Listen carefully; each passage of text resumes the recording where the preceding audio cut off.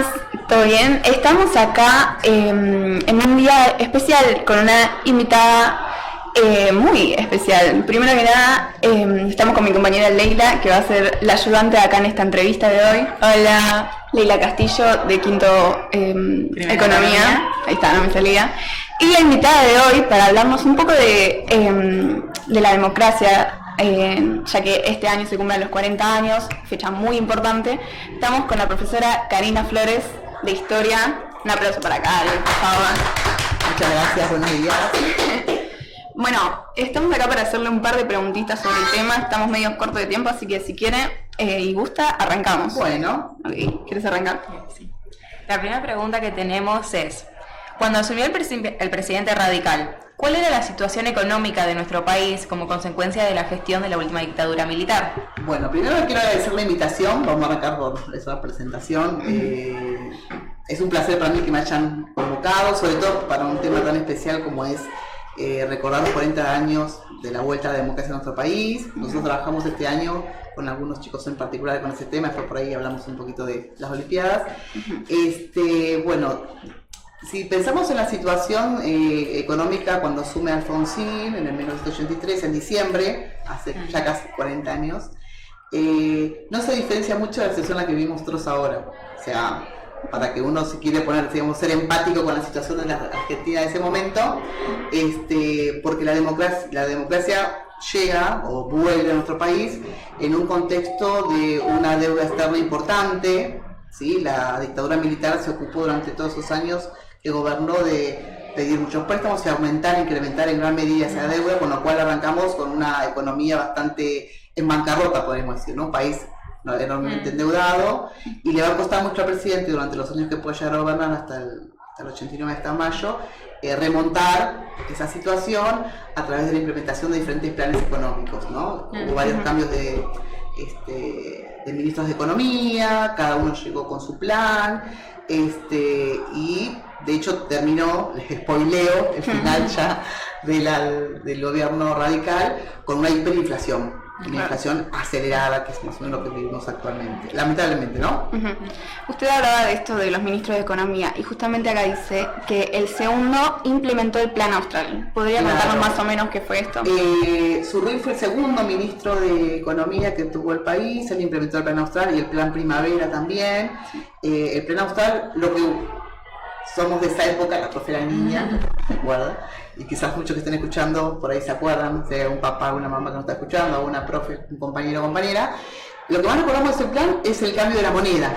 En ese momento teníamos el peso, como hoy en la Argentina también lo tenemos, y el Plan Austral tuvo incluyó varias medidas para justamente sacar al país de esa situación inflacionaria y de estancamiento económico, pero la más recordada es el cambio de la moneda. Pasamos de tener el peso al austral, ¿no? El nombre es bastante significativo porque tiene que ver con la ubicación geográfica de nuestro país, ¿no? Si uno piensa en los hemisferios, el hemisferio norte sería el boreal, nosotros somos el país más austral del continente americano, por eso hay esa identificación entre somos el país más del sur, le ponemos el nombre de esa moneda. Claro. Lamentablemente no tuvo éxito, por eso aparece otro plan que es el Plan Primavera. Un complemento de ese plan económico fue la implementación de las cajas PAN.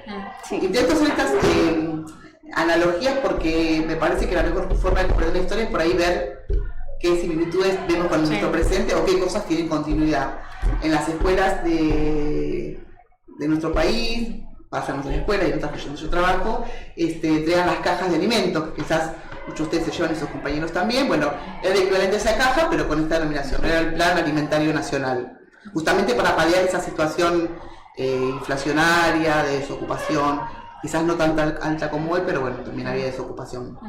Y nos contó que era muy joven todavía en ese momento, pero era una niña. ¿Alguna vez fui una niña? Pero recuerda más o menos cómo vivió la gente de ese momento, de esa transición de dictadura a persona. Sí, yo tenía, no dice cuánto, era la niña.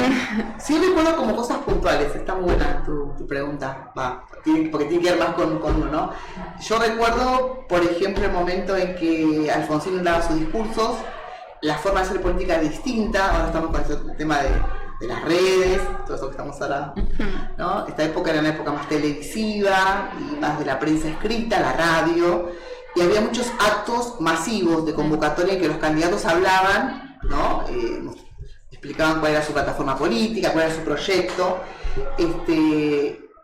Mi mamá no sé si lo sigue siendo, radical, con lo cual ella miraba los discursos de Alfonsín, y yo recuerdo estar sentada frente al televisor en el piso mirando los discursos, y lo que me pasó ese momento, y todavía me sigue pasando, quizás ahora con otra madurez, otro conocimiento y otra mentalidad, es lo conmovedores que eran los discursos de Alfonsín. Yo creo que uno de los hay varios motivos por los cuales él ganó, y uno tiene que ver con eso, con la oratoria que él tenía y la forma de llegar a la población, la empatía. Entonces recuerdo eso, en el comedor de mi casa, yo estaba en el piso con el televisor y mi mamá atrás mirando el discurso. Y fue toda una especie de fiesta. Cada vez que ha vuelto la democracia, también pasó en los años 70 en Argentina, en general la población lo vive como una fiesta, ¿no? Siempre hay que festejar la democracia. Festejar la democracia, exactamente. Justamente. Bueno, estábamos hablando de Alfonsín, también por decreto tuvo que crear el CONADEP. ¿Podría contarnos más o menos de qué era, quiénes lo llevaban a cabo? Sí, la CONADEP. Bueno, venimos de la dictadura militar, del terrorismo de Estado, del secuestro sistemático de personas, la desaparición, la apropiación de bebés. Y una de las banderas que tuvo Alfonsín fue esto, digamos, de hacer justicia, ¿no? De una manera que aquellos que habían sido responsables de todo esto que yo les comenté recién pagaran, ¿no? Por lo hecho. Entonces, él creó una comisión, que es la CONADEP, presidida por Sábato, un escritor prestigioso en ese momento, y lo sigue siendo, que ya no esté físicamente, y le dieron una comisión que iba a investigar los casos de desapariciones, ¿sí? Esta comisión investigó, estaba integrada por periodistas también, recuerdo Magdalena Ruiz Guiñazú también, mucha gente de la cultura, ¿no? Sí. Y el objetivo fue crear un libro que se llama Nunca Más, que seguramente viene una portada, ¿no? Y la idea fue, que ese libro, si algunas tienen la posibilidad de mirarlo, leerlo, se animan porque son bastante crudos los testimonios. Yo recuerdo que la primera vez que lo agarré me costó seguirlo porque cuentan de forma explícita, por ejemplo, los casos de tortura. Bueno, uno que tiene cierta humanidad y sensibilidad cuesta leer eso, ¿no? Y bueno, este documento, este libro, lo que hace es recaudar de alguna manera esos testimonios, que sirvió también como para después poder hacer los juicios a las juntas, ¿sí? De hecho, el fiscal Estracera, que cierra su alegato cuando terminan los juicios, cierra la frase con esa expresión, con el nunca más, ¿no? Que también es bastante contundente, ¿no? Ese nunca más significa nunca más la tortura, nunca más la desaparición, nunca más la dictadura. Es una palabra muy significativa para la historia reciente de nosotros, esa expresión. Claro. Bueno, justamente usted hablaba del tema de los juicios, y este año, en conmemoración a los 40 años, se estrenó la película 1985, que habla sobre esto. Sí. ¿Podría desarrollar un poco más sobre quiénes fueron los principales enjuiciados y cuál es la importancia? Bueno, voy a empezar de atrás, la importancia. Los juicios tuvieron una importancia histórica muy importante, que es que por lo menos en América nunca se habían hecho juicios de estas características, y a nivel mundial lo anteriores fueron los juicios de Nuremberg, los juicios del nazismo. O sea, después que se terminó de la Segunda Guerra Mundial, el nazismo fue vencido, se logró empezar a desmantelar toda esa estructura. Los jerarcas nazis, que no se suicidaron, o que sobrevivieron, o que no lograron escaparse de alguna manera, fueron enjuiciados justamente por lo que se llaman delitos de lesa humanidad, que tienen que ver con atentar con los derechos humanos de las personas. Entonces, el antecedente era eso, en los años 40, estábamos en el 83, entonces hay una importancia histórica que tiene que ver con que era la segunda vez que se hacía eso, ¿no? Claro. Durante el siglo XX. Se enjuiciaron los principales miembros de la Junta, sobre todo de la primera junta que se formó en el 76, ¿no? Hablamos de Videla, Macera, Agosti, que fueron los que recibieron las penas máximas, por ser las máximas autoridades. Después por ahí fue decreciendo los otros presidentes las penas, pero las más importantes las tuvieron ellos, así que y también estuvo bueno que esta película, de alguna manera, trajera otra vez de vuelta eso, recordara situación, la figura destacada de Estracera, que fue el fiscal. Si ustedes la vieron, y si no se la recomiendo, todo lo que tuvieron que pasar, porque cuando en la historia hay un pasaje de un sistema a otro, de una democracia, por ejemplo en este caso de dictadura a democracia, nunca es total. No es que nos levantamos al otro día y ya hay democracia y se borró. Hay una transición. Es un proceso. Es un proceso, muy bien. Y en ese proceso conviven elementos anteriores. Entonces, si ustedes ven una película, van a ver que mientras ellos están investigando, buscan testimonio, reciben amenazas, hay atentados en contra de ellos. ¿Por qué? Porque todavía persiste, de alguna manera, ese accionar de los grupos, llamaban los grupos de tarea, ¿no? Que se dedican a reprimir, a presionar a la gente. Bueno, durante el gobierno de Alfonsín sostuvo la idea de una teoría de los demonios en relación al terrorismo de Estado.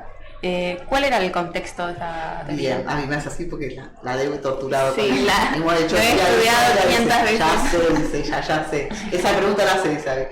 Bueno, o sea, respecto al terrorismo de Estado hay como diferentes posturas o puntos de vista, ¿no? El punto de vista que adoptó el gobierno alfonsinista fue esta idea de que la guerra contra la guerrilla supuso dos grandes enemigos que se enfrentaron.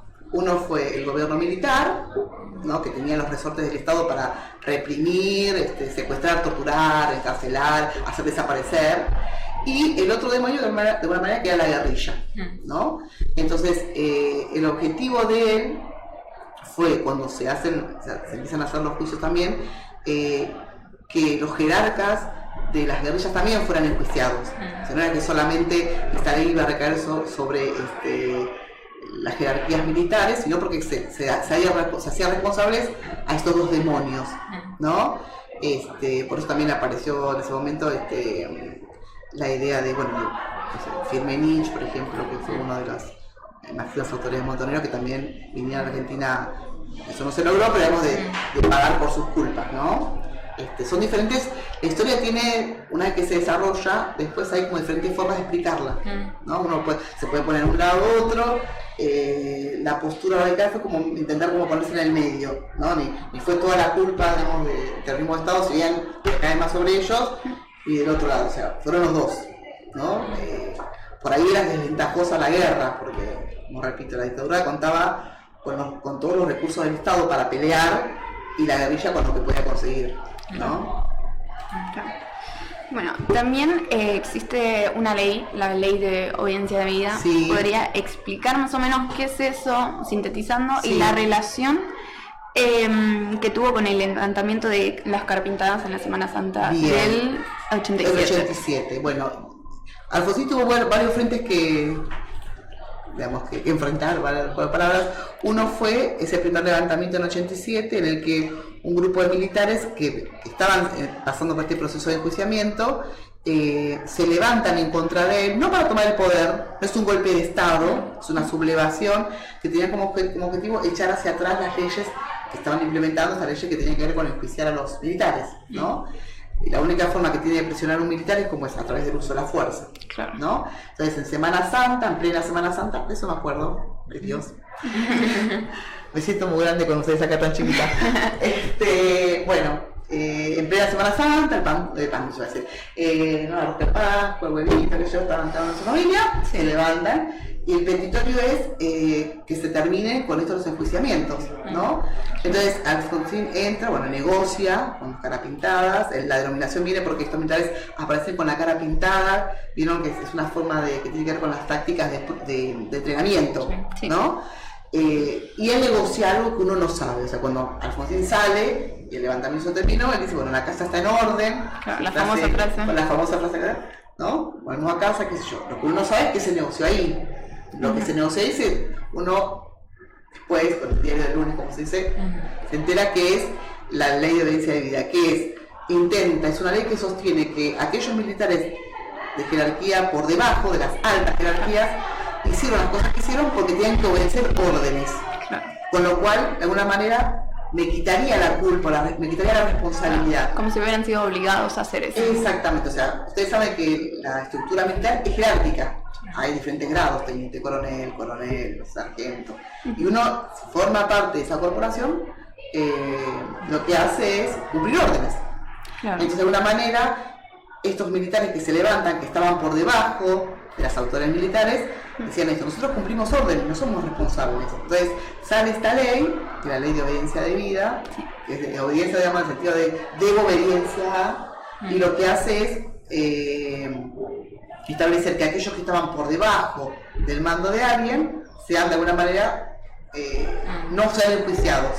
Claro. O sea que de alguna manera ese fue de alguna manera una especie de justificación. Claro, y fue como la moneda de cambio para que se levantara la sublevación. ¿Se entiende? Sí, claro. Y volviendo al principio de lo que nos contaba, de ese spoiler de la hiperinflación, ¿nos podría contar las consecuencias sociales que tuvo y también cómo se vivió? Sí, bueno, ya se habían hecho las elecciones, había ganado Menem. Menem tenía que asumir en diciembre, porque ustedes vieron que los recambios presidenciales se hacen en diciembre, pero ya para comienzos y hacia abril, marzo, abril, mayo se había desatado una hiperinflación, los precios aumentaban en el mismo día constantemente, o sea, no sé, uno iba a comprar un paquete de azúcar a la mañana, salían tantos australes, no sé, 5 australes, o iba a la tarde y ya salía 7, o sea, en el mismo día, ni siquiera te daba tiempo, ¿no? O agarrabas la gente decía, agarré un paquete de algo en la góndola que tiene un precio y cuando llego a la caja me quiere ir con otro precio. O sea, era la acelera de la hiperinflación fue así. Y esto hizo que se desatara saqueos, ¿no? O sea, una explosión social, se saqueaban, bueno, negocios, supermercados, la gente se robaba comida, tomaba comida, qué sé yo. Y esto hizo que se fuera de las manos el gobierno radical, o se le fuera de las manos al gobierno radical, mejor dicho, y se aceleró la entrega del gobierno. O sea, Menem asume antes, si no recuerdo mal, fue en mayo del 89, julio creo que fue. O sea, 6 meses antes de lo debido. El motivo fue este. Ahí también hay especulaciones. Si no fue provocadas las... Como pasa ahora, ¿no? Si hubo alguien detrás o fueron manifestaciones espontáneas de la gente, que bueno, frente a esta situación decidió hacer algo, porque ya no se aguantaba más, ¿no? Bueno. Y como para terminar, pensando de forma histórica, Alfonsín, ¿cuál fue el rol que tuvo en la democracia? Y si como que se recibió el conocimiento que se debía. Bien. Esa es buena pregunta como para cerrar. Bueno, para mí tuvo un rol muy... O sea, si más o menos ustedes siguieron como les conté qué pasó con la dictadura y él es el primero que aparece, ¿no? en este proceso de transición de la dictadura a la democracia, tuvo un papel importantísimo. Me parece que hizo como lo que pudo también, ¿no? Porque entre el contexto nacional y el contexto mundial tampoco ayudó mucho. Estábamos muy presionados por el FMI, Banco Mundial, había que pagar la deuda. O sea, la deuda era anterior, pero tiene que pagar el gobierno que asume, lo que pasa siempre. Pero para mí tuvo un rol muy importante porque justamente le tocó, maniobrar, ¿no? Claro, algo muy difícil. Exactamente, en ese contexto intentar como reacomodar el país de vuelta a un sistema democrático. Particularmente yo siento mucha admiración por Alfonsín. Él le aparece mencionado como el padre de la democracia, y me parece que sí, que así fue. Tuvo un espíritu muy democrático, se notaba en su discurso y también en lo que intentó hacer. Pero bueno, muchas veces las circunstancias hacen que no se pueda como completar todo lo que uno quisiera, ¿no? Hay otras cosas. El país no lo maneja el poder político, lo maneja el poder económico. Claro. Y bueno, entonces eso se notó, por ejemplo, con la hiperinflación. Bueno, muchas gracias. Con esto cerramos. Gracias, chicas. Bueno, con esto cerramos el día de hoy. Muchas gracias por acompañarnos, Cari. Y muchas gracias por acompañarme, Leila, porque si no iba a terminar haciendo esto sola y la verdad no me gusta leer. Y bueno. Bueno, cerramos acá. Gracias por acompañarnos y un beso para todos.